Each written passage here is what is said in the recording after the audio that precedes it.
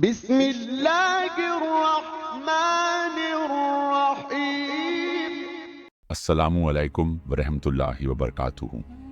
پیارے بھائیوں اور بہنوں، آج کا واقعہ صبر، یقین اور اللہ پر بھروسے کی ایک زندہ مثال ہے۔ ایک ایسا سفر جہاں دھوکہ بھی آیا، قید بھی آئی، لیکن اللہ کا فیصلہ ہمیشہ سب سے اوپر رہا۔ اگر آپ کو ایسے ہی دل کو چھو لینے والے واقعات پسند آتے ہیں تو چینل کو سبسکرائب کریں اور ویڈیو کو لائک ضرور کریں۔ کبھی سوچا ہے جب اپنے ہی اپنا دشمن بن جائے، جب بے گناہ ہونے کے باوجود سزا ملے اور جب ہر دروازہ بند ہوتا ہوا نظر آئے، اس وقت انسان کیا کرتا ہے؟ آج ہم سنیں گے ایک ایسے نبی کا واقعہ جنہوں نے نہ شکایت کی نہ بد دعا دی، صرف صبر کیا اور اللہ نے ان کا مقام قید خانے سے تاج تک پہنچا دیا۔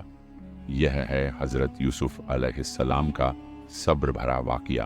حضرت یوسف علیہ السلام بچپن سے ہی پاک دل، خوبصورت اور اللہ کے پسندیدہ بندے تھے۔ ایک رات انہوں نے خواب دیکھا کہ 11 ستارے، سورج اور چاند انہیں سجدہ کر رہے ہیں۔ انہوں نے یہ خواب اپنے والد حضرت یعقوب علیہ السلام کو سنایا۔ حضرت یعقوب علیہ السلام سمجھ گئے کہ یہ کوئی عام خواب نہیں بلکہ اللہ کی طرف سے ایک اشارہ ہے۔ اس لیے انہوں نے یوسف علیہ السلام کو نصیحت کی کہ اپنا خواب اپنے بھائیوں کو نہ بتانا، مگر بھائیوں کے دلوں میں پہلے ہی حسد پیدا ہو چکا تھا۔ وہ دیکھتے تھے کہ والد یوسف علیہ السلام سے کتنی محبت کرتے ہیں اور یہی چیز ان کے دلوں کو جلا دیتی تھی۔ حسد دھیرے دھیرے نفرت بن گیا اور نفرت نے دھوکے کی سوچ پیدا کر دی۔ ایک دن بھائیوں نے مل کر منصوبہ بنایا اور والد سے کہا کہ یوسف علیہ السلام کو ہمارے ساتھ جنگل بھیج دیجیے۔ حضرت یعقوب علیہ السلام کا دل گھبرا رہا تھا، لیکن مجبوری میں اجازت دے دی۔ جنگل پہنچ کر جہاں محبت اور حفاظت ہونی چاہیے تھی، وہاں صرف دھوکہ تھا۔ بھائیوں نے یوسف علیہ السلام کو پکڑا اور ایک اندھیرے کنویں میں پھینک دیا۔ سوچئے، ایک معصوم بچہ، اندھیرا، تنہائی اور خوف، لیکن یوسف علیہ السلام نے اللہ پر بھروسہ نہیں چھوڑا۔ کنویں کے اندھیروں میں بھی ان کا دل اللہ کے نور سے روشن تھا۔ اللہ نے مدد بھیجی۔ ایک قافلہ وہاں سے گزرا۔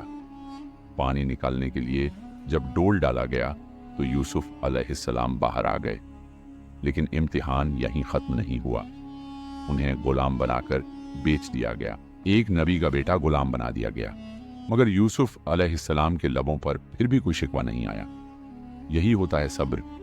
یوسف علیہ السلام مصر پہنچے، جہاں انہیں مصر کے عزیز نے خرید لیا۔ محل ملا، عزت ملی، آرام ملا، لیکن اللہ اپنے پسندیدہ بندوں کو آزماتا رہتا ہے۔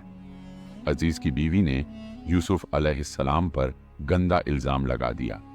یوسف علیہ السلام بالکل بے گناہ تھے، لیکن سچ ہونے کے باوجود انہیں قید خانے بھیج دیا گیا۔ سوچئے، جب سچ بولنے پر بھی سزا ملے تو دل کا کیا حال ہوتا ہوگا۔ مگر یوسف علیہ السلام نے صرف اتنا کہا، اے اللہ، میں صبر کرتا ہوں۔ قید خانہ اندھیرا تھا، لیکن یوسف علیہ السلام کا دل روشن تھا۔ وہاں بھی انہوں نے اللہ کا ذکر نہیں چھوڑا، لوگوں کو دین کی باتیں بتائیں اور خوابوں کی تعبیر بتائی۔ سالوں تک قید میں رہے، لیکن ایک بار بھی شکایت نہیں کی۔ یہی ہوتا ہے حقیقی صبر۔ پھر ایک دن مصر کے بادشاہ نے ایک عجیب خواب دیکھا جس کا جواب کوئی نہیں دے پایا۔ تب یوسف علیہ السلام یاد آئے۔ ان کی تعبیر بالکل سچ نکلی اور اللہ کا فیصلہ ظاہر ہو گیا۔ قید خانہ کھل گیا۔ یوسف علیہ السلام آزاد ہوئے۔ اللہ نے انہیں مصر کے خزانوں کا ذمہ دار بنا دیا۔ غلامی سے قید اور قید سے بادشاہت تک کا یہ سفر صبر کا انعام تھا۔ وہی بھائی جنہوں نے یوسف علیہ السلام کو کنویں میں چھوڑ دیا تھا، آج ان کے سامنے کھڑے تھے۔ یوسف علیہ السلام چاہتے تو بدلہ لے سکتے تھے، لیکن انہوں نے معافی کو چنا اور کہا، آج تم پر کوئی الزام نہیں، اللہ تمہیں معاف کرے۔